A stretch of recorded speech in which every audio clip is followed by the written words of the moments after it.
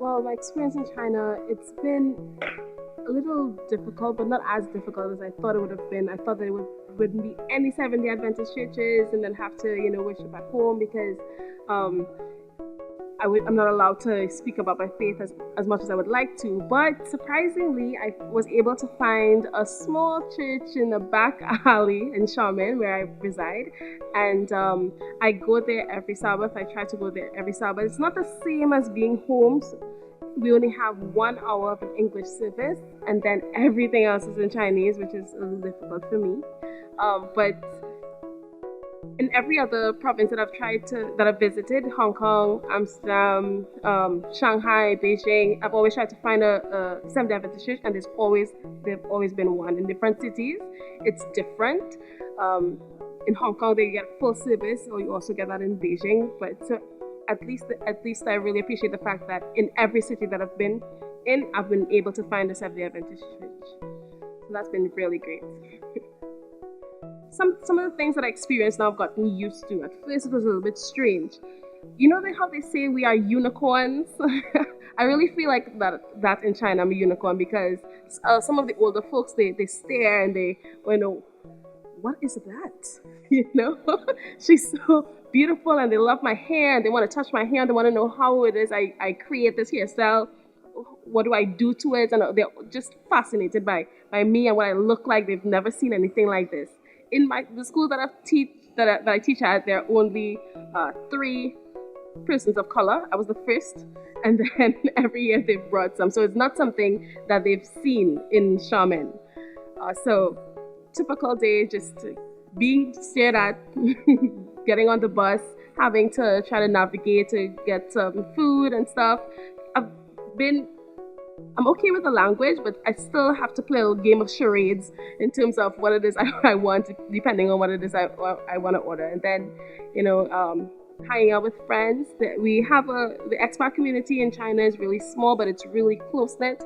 And so you have, by expat community, I mean group of foreigners. So you have people that you could rely on, and if you missing some pepper sauce, you could get some pepper sauce from somebody, because you can't find that in the stores in China.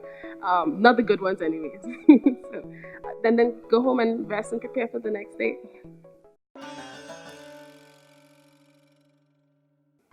I think overall they have about 2 billion people in China.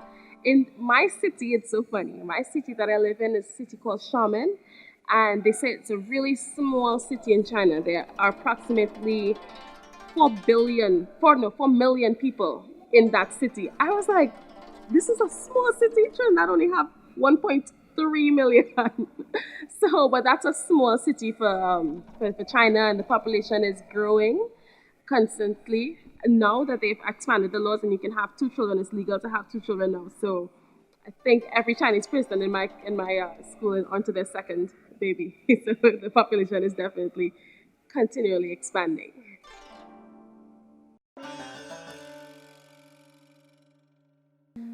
Well, first things first, what we have is considered to be a Western toilet. There's none of that in most of the malls and places going out. So that was a major difference for me going into that. I have a Western toilet in my apartment, but yeah, everything is this squatting because it is the healthier way. They are all about their health and being health conscious. They walk everywhere to the bus stations and everything. They don't have to take a taxi. They don't. They drink hot water. If you go into a restaurant and you ask for water, be prepared to get boiling hot water because that is what they will give you with a lemon.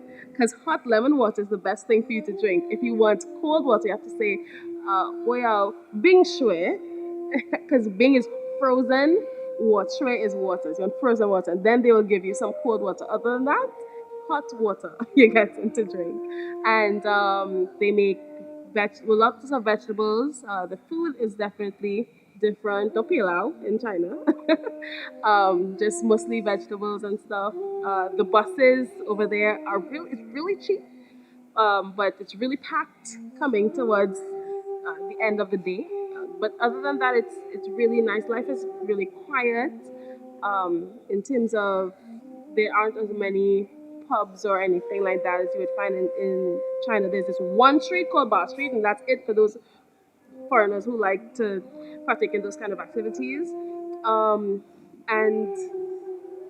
the people are really, really friendly. Customer service to tea.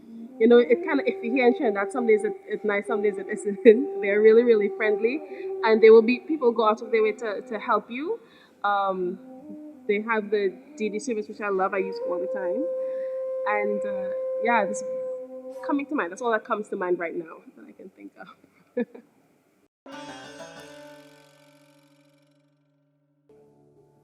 It's definitely a great part of my life, apart from doing it at home. Some of the things that the kids aren't really accustomed to, but they accept doing that. You know, that's Miss Joseph. You know, I give God thanks for everything, and you know, I always say, okay, I'll see you tomorrow. Please God, or tomorrow, God's willing. And at first, they were kind of like, okay, because it's not something that they're used to, and people don't really talk about their faith, but I always do that. And in my homeroom, my home class, I start the day off by making the kids give thanks for something. What are you thankful for today? What are you grateful for?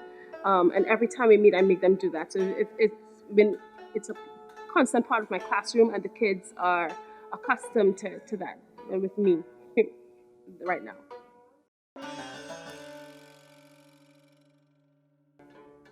Well, I teach in the IB school now, and part of the IB principles is being a risk taker. That's one of the things we always encourage our students to try to do. Be a risk thinker, be open-minded. And so these are some of the things that I would encourage young people to do. So, at first, when I taught here in Trinidad, I always wanted to travel the world, and I never knew how I was going to do it. And then I decided to be a risk taker, and I applied for this international teaching opportunity, and I ventured off to China, and it's opened up my eyes to the world in a whole new way.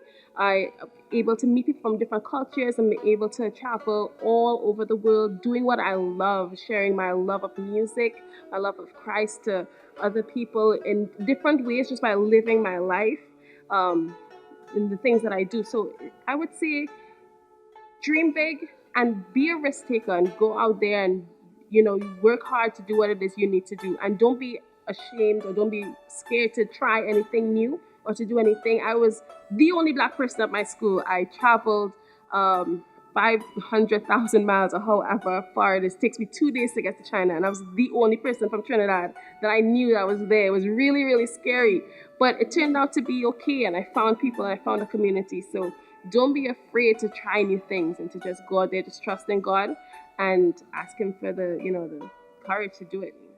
It will pay off.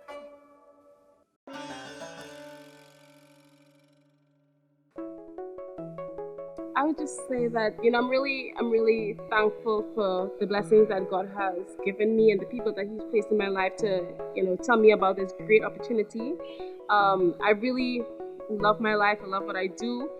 Xiamen is a beautiful city. It's filled with lights, and there's a beach there that I go to.